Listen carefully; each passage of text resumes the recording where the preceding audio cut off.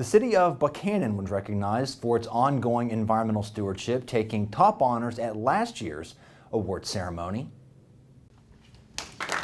Mayor David McCauley accepted the 2017 Cabinet Secretary's Award on behalf of the city. The DEP's Mike Huff recently visited Buckhannon to see how the city is keeping environmentalism in the forefront.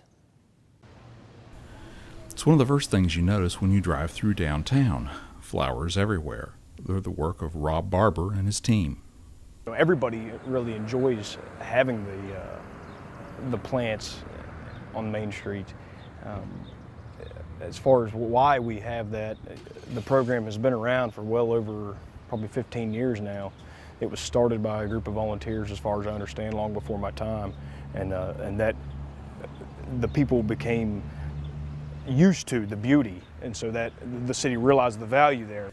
The city's plantings are all maintained using sustainable practices like natural pest prevention, compost fertilizer, and hand weeding. Volunteers from AmeriCorps and West Virginia Wesleyan College took on an invasive species removal project along Buckhanon's Riverwalk Trail system this spring. The trail, which follows the Buckhannon River, includes a riparian buffer zone, which is left mostly unmowed and in its natural state to protect the river from sediment pollution and stormwater runoff. The city also began a pollinator garden project last year on some vacant lots in the flood zone and expanded it this year to include new beds at Jawbone and Riverwalk parks. There's a few lots in town that we plant with 27 different species, a different mix of annuals and perennials that attract butterflies and native bees as well as honeybees, and that saves us with maintenance costs. We no longer have to mow that weekly. You know, it's an upfront investment in time and seed cost, but maintenance has gone way down on those plots. So that's a project that's worked out really well. And it's that approach that's guided Buckhanon's sustainability efforts.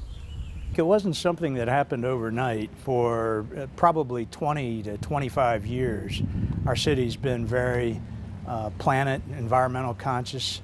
Everything we do with our utility board supervisors, our director of public works, one of the first questions is asked is, are we doing it the greenest, most sustainable way? And that extends to places like City Hall, where the building is heated and cooled by a geothermal heat pump system that operates on about 1/3 the energy of a traditional system. Buckhannon also provides curbside recycling to residents inside city limits for plastics, aluminum, and steel cans. County residents can also bring their recycling to the city's recycling center. The recycling center also takes office paper, newsprint, magazines, and corrugated cardboard, services you don't always find in a town of Buckhanon's size.